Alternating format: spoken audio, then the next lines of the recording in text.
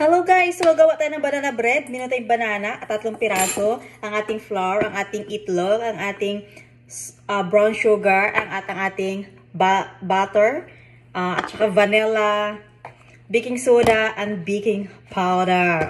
So, ayan lang yung ating mga ingredients. So, syempre, gagawin na natin, balatan na natin yung ating very ripe na banwa-nwa. Supposed to be 3. Depende sa inyo mga kaibigan, 3 ba o 2 o 4 na pirasong banana. Pero para sa akin, 3 okay na yung 3. Kasi yun yung nakasanayan kong luluto, gagawin. 3 piraso lang. So yes, sa inyo na yun kung gusto nyo na 4 na piraso, pwede nyo gawing 4 na piraso din. So ang ating banana talaga, sobrang ripe na talaga. Sobrang hinog na. Kaya hindi na siya pwede kainin namin na as in kainin. Kaya ang gagawin natin ngayon gagawin natin ng banana bread. So yes, nagawa tayo ng banana bread. Ating lang gagawin is ganito na lang. Ganyan. Smash natin guys. Smash natin. Ang ating oven, naka-on yung oven natin mga kaibigan. 350 degrees. 350 degrees. So, lulutuin natin with ilang minuto ba? Within 45 minutes. Depende din sa inyo. Huwag nyo patagalin. Baka masunog din. Titingnan nyo. So, ayan. Ano na yung ating huwag natin masyadong as in kasi baka mamaya ma-over. So, ang next natin gagawin as yung ating excuse me. Yung ating ang ating sugar with itlog. I-mix natin yung ating sugar with itlog. Ayan. So, ang ating butter, maglagay tayo ng ilang butter natin. 1, 2, 3, 4, 5, 6, 7, 8. 8 na kutsaritang butter mga kaibigan. Ilagay ko na sa ating banana para mag-mix siya dito. Ayan na. So, nakamix na dyan. So, ang gagawin natin ngayon, yung ating sugar with itlog. So, pag na-mix na yan, pwede natin i-diretso natin dito mga kaibigan sa ating banana. Ganyan na, diretso na. Para wag na tayong magtagal ng bonggang-bongga. So, ganyan. I-mix lang natin sila mga kaibigan ng very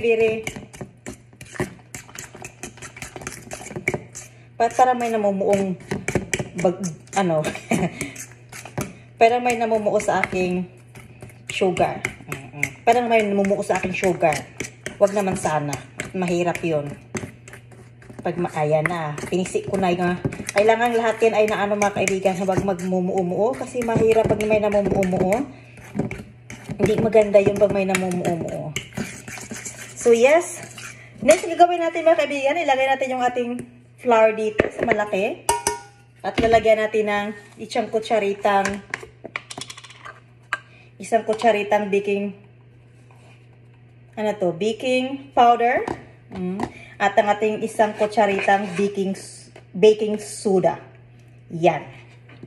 So, haluin lang natin sila na mag-mix-mix sila mga kaibigan. Pahalo-haluin natin sila dyan. Pagkatapos na halo niyo mga kaibigan, ang gagawin natin, titignan natin muli yung ating banana with butter, with sugar, and eggs. Kung okay na ba? Kasi mamaya kung may buo-buo pa rin mga kaibigan na banana, yung saging natin, di maganda. Nagkamuo-muo. Hindi talaga maiwasan minsan, hindi talaga ma-perfect kasi hindi naman tayo isang chef talaga. Diba? So, ang gagawin natin, atin nang i-mix sa ating flour with baking powder and baking soda. So, ang gagawin natin, i-mix natin muli. Ayan. Mikos-mikos lang natin mga kaibigan. Until na ang texture. Until na mag-smooth na yung ating flour sa ating lahat ng mga ingredients na na-mix natin. Yan, mikos-mikos lang. Walang hintong mikos-mikos. Oo. Nagtalsika lang yung ating flour. Or careful naman, Lisa. Ayan, mikos-mikos lang mga kaibigan. Mikos-mikos. Until na, yes, ganyan na, oh. So, usually mga kaibigan, ang ginagawa ko, ang sugar na ginagamit ko is white. Pero dahil natuklasan ko ay pag brown ang gagawin mo, hindi siya masyado matamis. Oh. So, I don't like sobrang tamis. So, I choose brown sugar kasi hindi siya mukhang, hindi siya matamis ng bonggang-bongga. So, tamang-tama lang yung, sweetness niya. Tamang-tama lang yung sweetness niya. So, ayan na. Kasing hinihingal na ako sa kapag mikos-mikos. Diba? Hinihingal tayo sa pag mikos-mikos. Titikman na natin kung masarap na ba. Tama lang yung tamis mga kaibigan. Hindi masyado bonggang-bonggang tamis. So, next natin gagawin mga kaibigan kasi na siya, nakamix na. Nakamix na yan, oh. Tingnan nyo yung nakamix na. Taran! Yes! Ang gagawin natin, lagyan natin ng ang tawag dito, yung chocolate chips. Ayan. Pwede rin kayo maglagay mga langga. So, it's up to you. Kung gusto nyo na may something mag-melt doon sa inyong banana bread. So, lagyan nyo ng chocolate chips. So, yes, nilalagyan namin yan minsan. Para sa mga kiddos, like naman kasi nila na may mga chocolate chips. So, lalagyan natin ng chocolate chips. Very lang. Very light lang. Not much naman. Yung kaunting-kaunti lang. Yung tamang-tama lang din na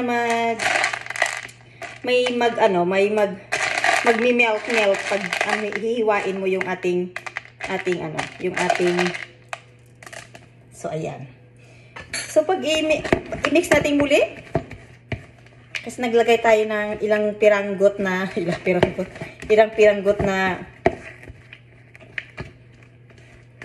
chocolate chips. So, after that, pag na-mix na yan mga kaibigan, na tingin mo talaga mula ng puti-puti. Pag tingin mo mula ng puti-puti at ready na siya ilagay sa ating hulmahan, ilagay mo na. Huwag mo na patagalin pa, o diva. Huwag mo na patagalin pa, ilagay mo na. At ang ating oven is malapit na. Malapit na magre-ready mga langga. Ay, wala pa. May puti-puti pa sa sa ilalim. Kailangan nating lahat.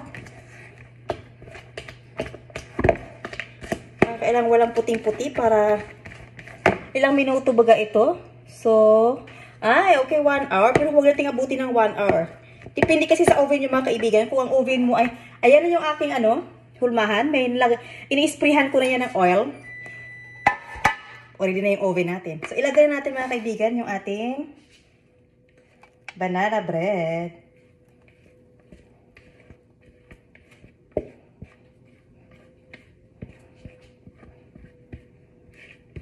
So, ganyan lang.